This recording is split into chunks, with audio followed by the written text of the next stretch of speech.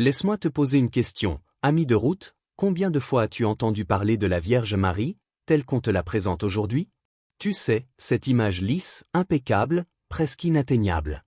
Celle que les livres, les prédicateurs, et parfois même l'histoire officielle nous imposent. Mais, et si je te disais qu'il existe un texte ancien, oublié, ignoré, soigneusement écarté qui raconte une autre histoire? Une histoire qui n'est pas celle des dogmes, mais celle d'une femme réelle, une femme qui a aimé, qui a douté, qui a souffert. Et que l'Église n'a jamais voulu que tu lises. Réfléchis-y un instant. Si ce texte avait été diffusé, si les mots qu'il contient avaient circulé librement, peut-être que notre regard sur Marie et sur Jésus serait différent. Peut-être que nous comprendrions mieux l'intimité du Maître et la profondeur de la mission qui lui a été confiée. L'enquête, le fait scripturaire. J'ai passé des années à chercher ce texte. Je ne parle pas d'une simple recherche de bibliothèque ou d'archives publiques, non. Je parle de fouilles dans des lieux où le temps semble s'être arrêté, où la poussière a recouvert les secrets depuis des siècles, et où chaque porte fermée cache des histoires que personne n'a jamais osé révéler. Tu sais, ces archives anciennes ne ressemblent en rien à une bibliothèque moderne où l'on peut entrer librement, feuilleter des livres, prendre des notes. Non, là, tout est protégé. Tout est filtré.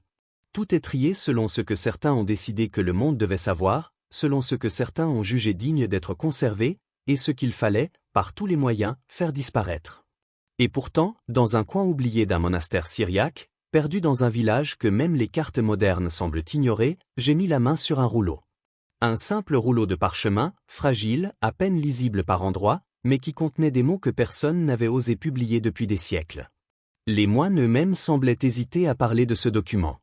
Ce n'est pas pour le monde, m'avait dit l'un d'eux, d'une voix basse, presque tremblante. Et je compris immédiatement, je venais de toucher à ce que l'histoire officielle avait décidé d'effacer. Le texte est fragmentaire, parfois difficile à suivre. Parfois, les phrases se terminent brusquement, comme si quelqu'un avait voulu couper l'élan de la pensée, comme si chaque mot était un fil fragile suspendu entre la mémoire et l'oubli. Mais ce qui est fascinant, c'est qu'il ne suit aucun des schémas canoniques que nous connaissons. Il ne raconte pas simplement la vie de Marie ou de Jésus sous le prisme des miracles et des enseignements officiels.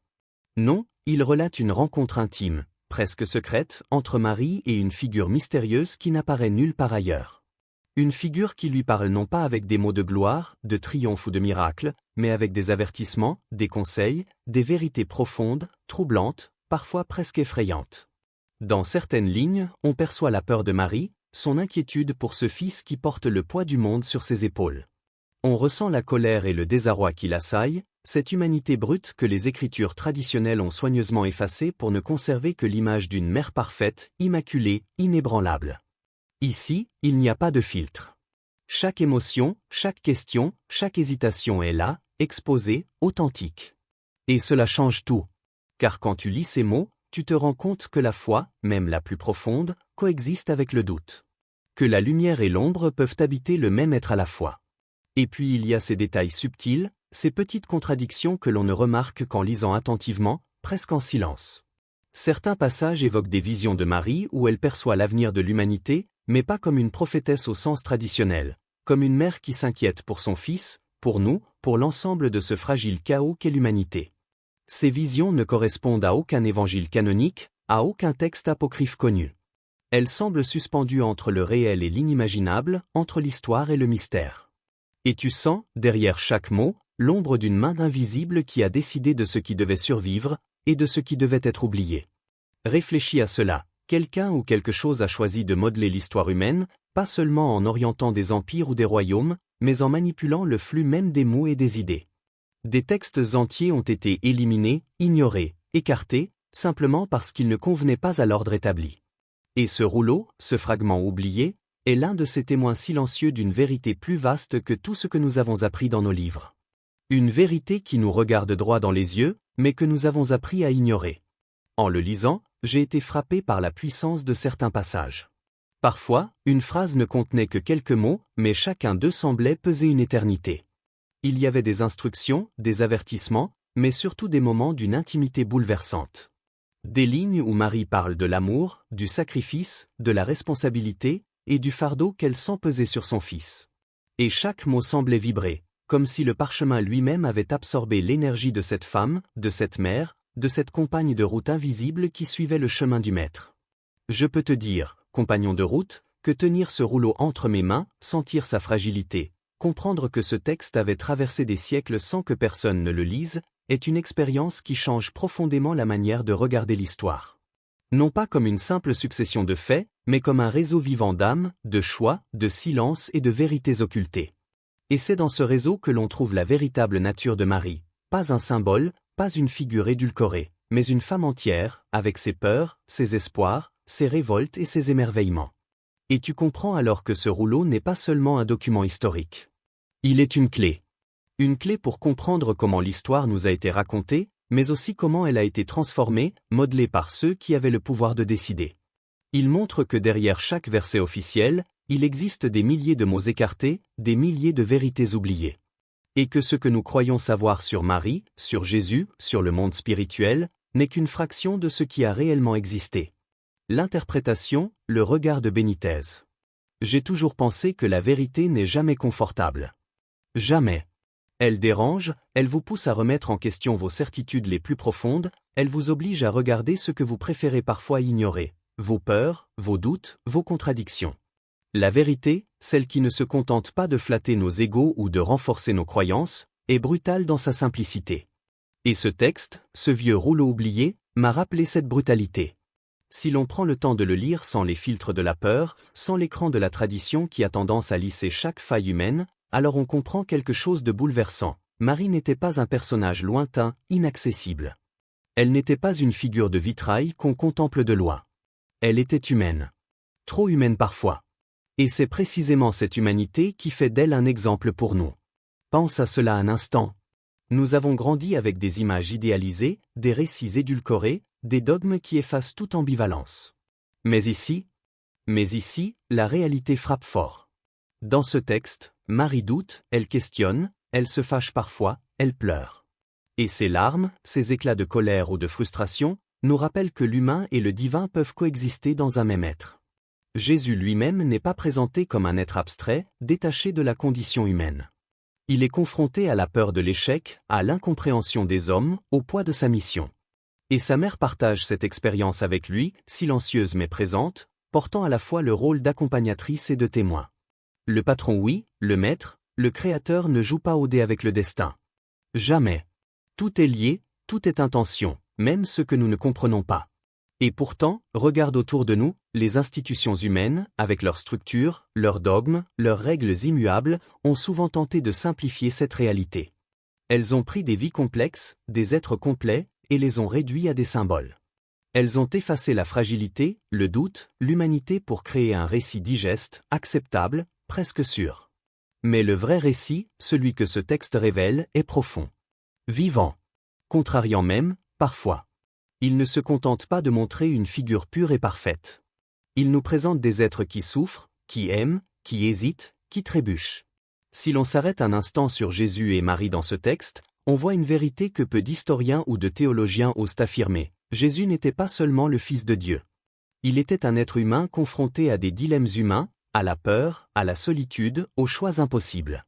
Et Marie, sa mère, partageait ces dilemmes avec lui, non pas comme une figure idéalisée, mais comme une personne réelle, tangible, sensible, portée par la force de son amour et de sa foi.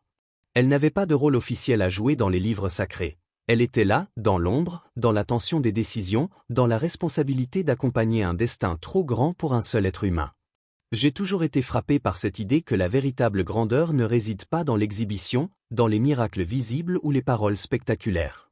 Elle réside dans la constance, dans le courage silencieux, dans la capacité à rester fidèle face à l'incompréhension et à la peur. Et c'est exactement ce que ce texte nous montre de Marie, une femme qui, malgré ses inquiétudes et ses doutes, décide d'accompagner ce chemin impossible. Une femme qui comprend que la mission de son fils n'est pas seulement un événement historique ou spirituel, mais un bouleversement qui touche chaque âme humaine qui suivra ses pas. Si tu fermes les yeux un instant et que tu imagines cette scène Marie dans son intérieur, silencieuse, écoutant, réfléchissant, parfois en colère contre ce qui se prépare, parfois submergée par l'amour et la crainte, tu te rends compte que cette humanité est un miroir. Un miroir qui nous renvoie nos propres faiblesses et nos propres forces. Nous pouvons être à la fois courageux et vulnérables, fermes et hésitants, guidés par la foi tout en étant traversés par le doute. Et c'est dans cette dualité que réside notre lien avec elle, notre lien avec Jésus et notre lien avec le Maître. Le texte suggère aussi une idée subtile mais puissante. Les choix, même ceux qui semblent insignifiants, ont des conséquences invisibles mais immenses. Chaque mot, chaque geste, chaque silence de Marie participe à la formation de l'histoire. Et nous aussi, dans notre quotidien, nous participons à un réseau invisible d'actions et de répercussions. Comprendre Marie sous cet angle change tout.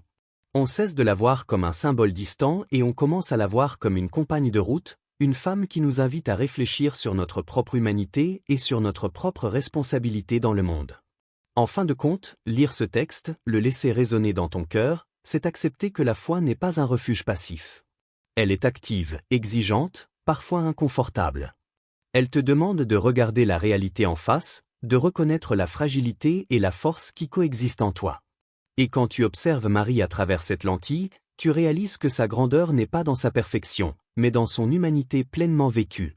La résonance, le symbole secret. Et maintenant, laisse-moi te parler d'autre chose. Pas des faits, pas des archives, pas des textes à analyser, mais du souffle, de ce que ces mots portent en eux depuis des siècles. Parce que tout texte sacré, tout écrit ancien, contient une vibration qui dépasse le temps et les formes. Ce que tu lis sur ce rouleau oublié, ce n'est pas seulement une histoire de Marie, ce n'est pas seulement un récit de foi. C'est un miroir. Un miroir tendu vers toi, vers moi, vers chaque âme qui ose s'arrêter et regarder. Lorsque tu te plonges dans ces lignes, tu ne lis pas seulement les mots de Marie. Tu lis ton propre souffle, tes propres silences.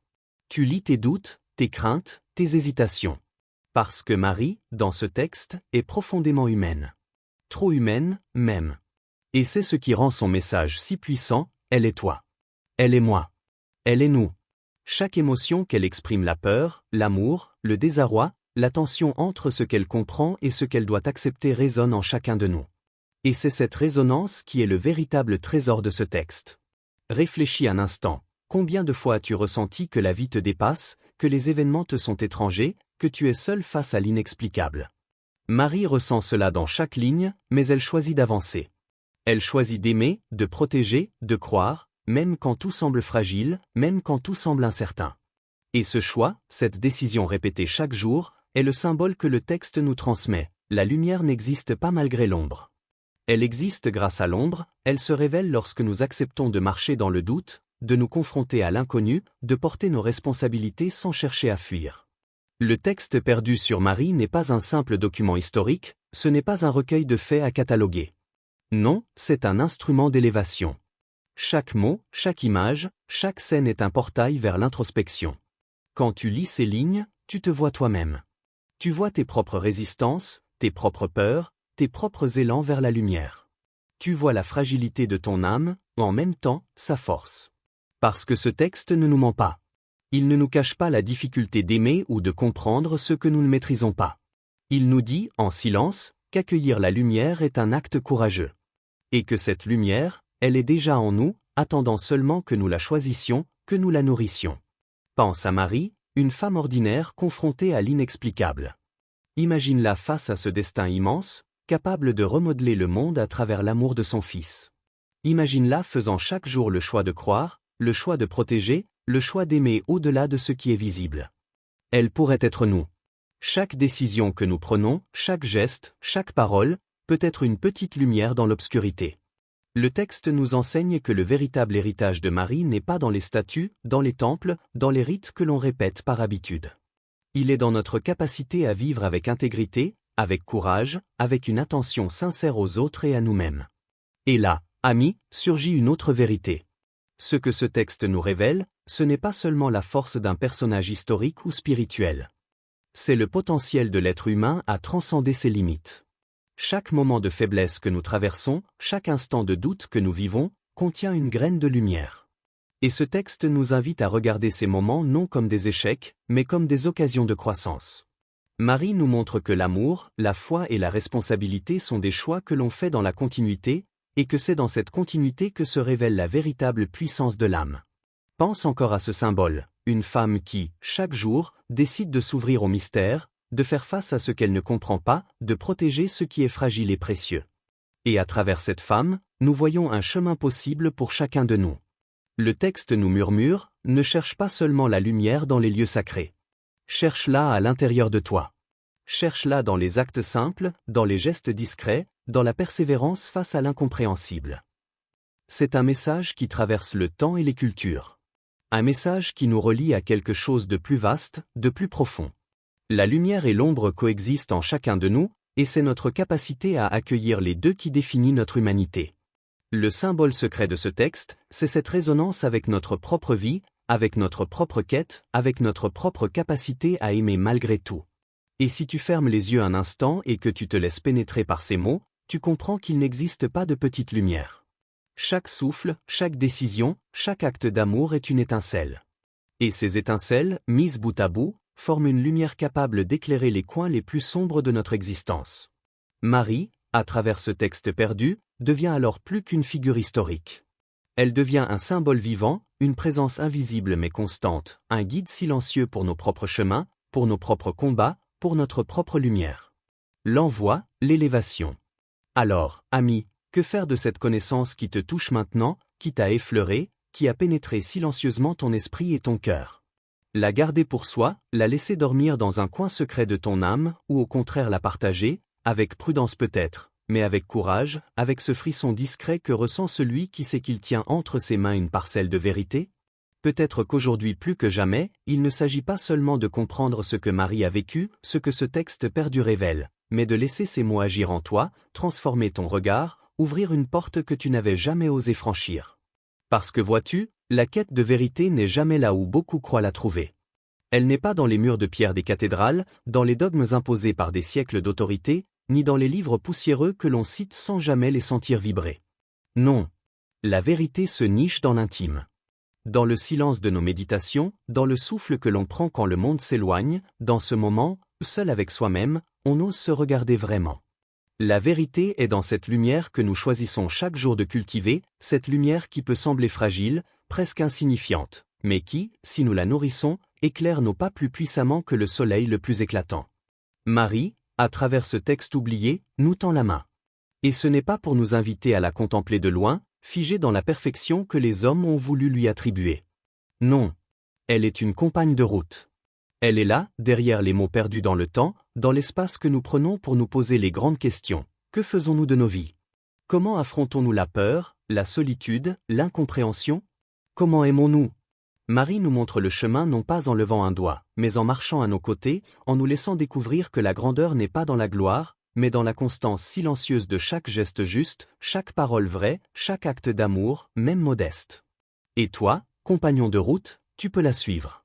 Pas en cherchant des réponses toutes faites, pas en espérant que quelqu'un te livre le plan complet du monde ou du ciel. Mais en acceptant ce regard, en te plongeant dans l'intimité de ces mots oubliés, en laissant leur résonance te pénétrer.